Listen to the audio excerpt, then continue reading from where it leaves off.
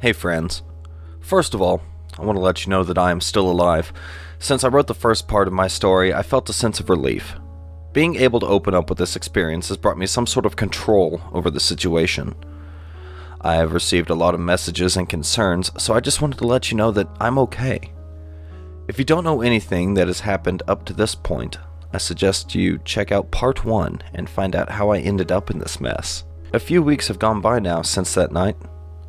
The night that my neighbor came into my family's home while my parents were out of town for the weekend.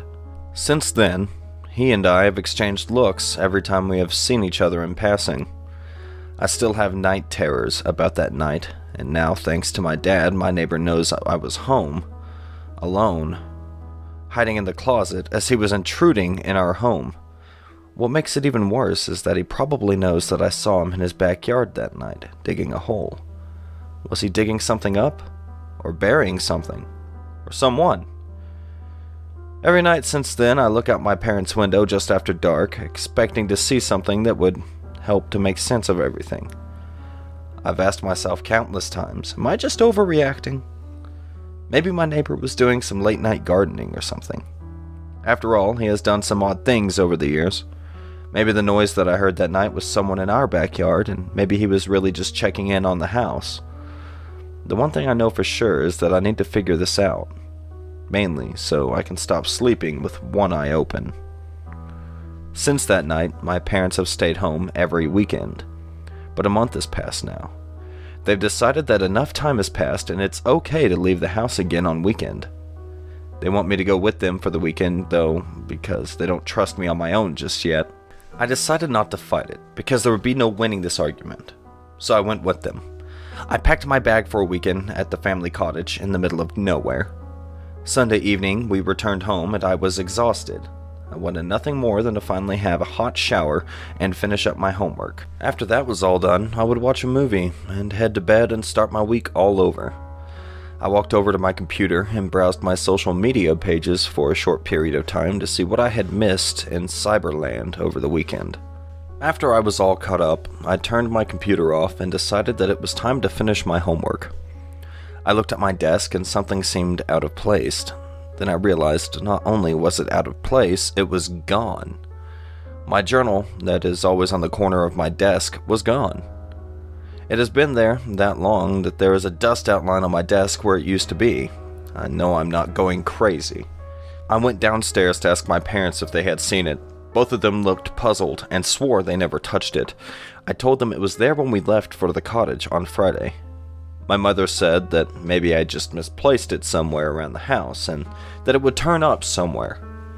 I went back upstairs to my room, pissed off that someone had been going through my things. My parents don't understand the significance of my missing journal. I write everything on its pages. It's where I spill all my private thoughts. I tried to think back to the last time I could remember writing in it. Then it hit me. I wrote in it the night before we left for the weekend. I was in my bed late at night writing because I couldn't sleep. My neighbor had the bright idea to cut his grass at midnight like some deranged lunatic. Then it sunk in. What if he came back into our house? Determination filled my veins, and I knew I had to find my missing journal. I convinced myself that my neighbor had to have taken it. Where else would it be?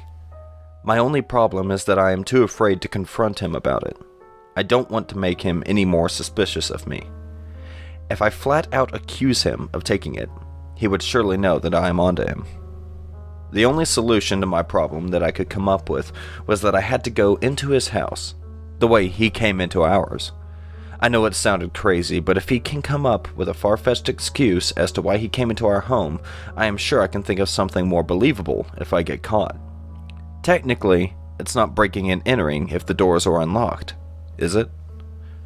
The remainder of the afternoon, I just stood there in my parents' window, waiting for the perfect opportunity to present itself.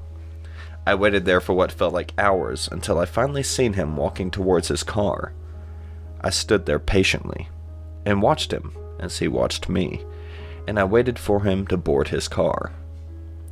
Soon as his tail light were out of sight, I knew it was my time to act. I casually looked around the house before leaving to see what my parents were doing. I found them in our family room, watching a movie.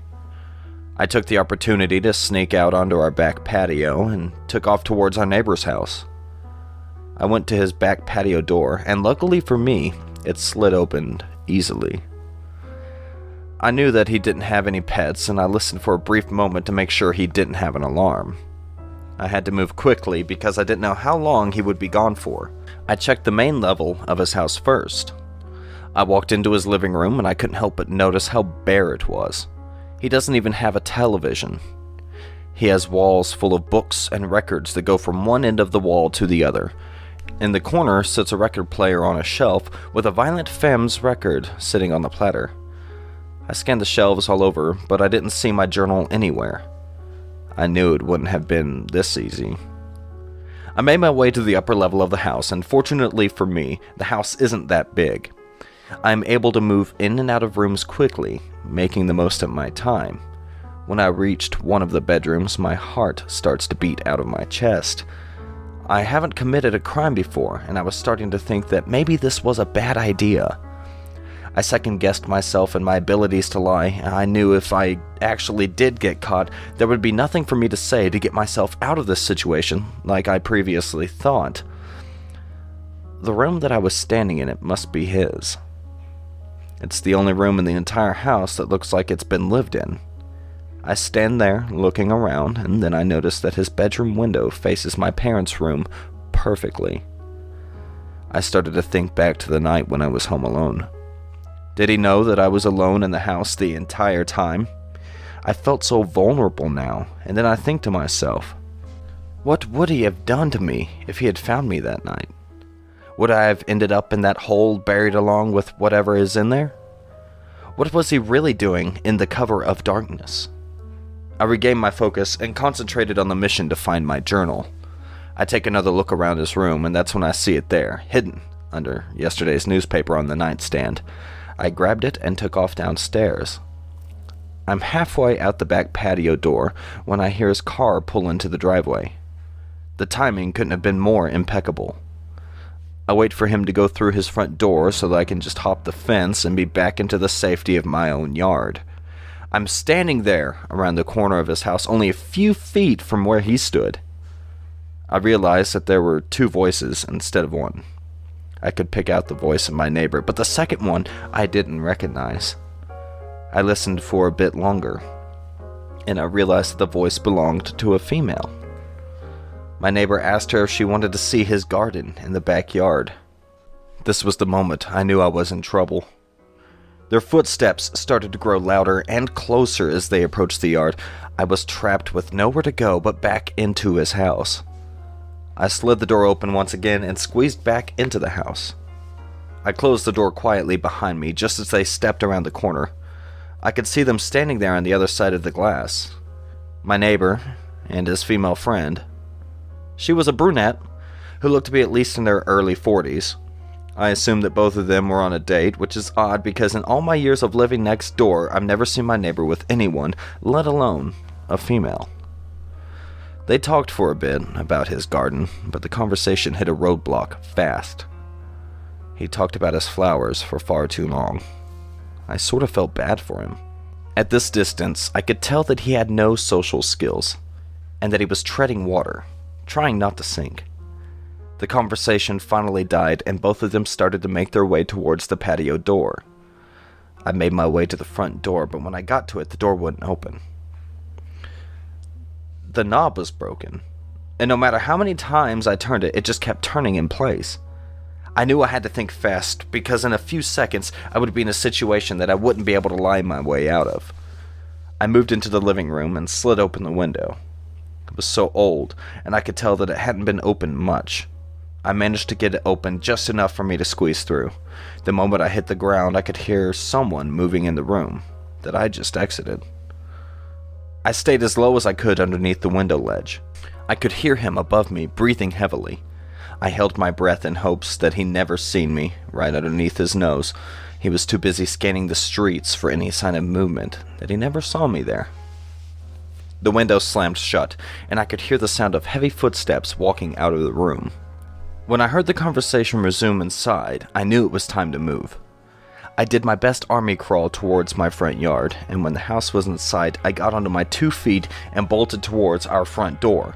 I thought for sure I would be caught. As I ran inside our house, my mother came out of the living room. I collapsed to the floor, trying to catch my breath. Surprisingly, this never struck my mom as odd.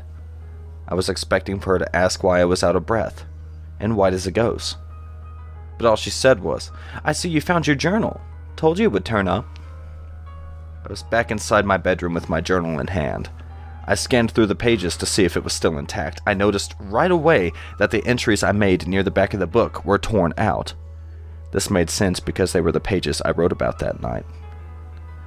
They were the pages where I poured out my suspicions about him. I paused with fear, knowing that he is now fully aware that I suspect he's up to something.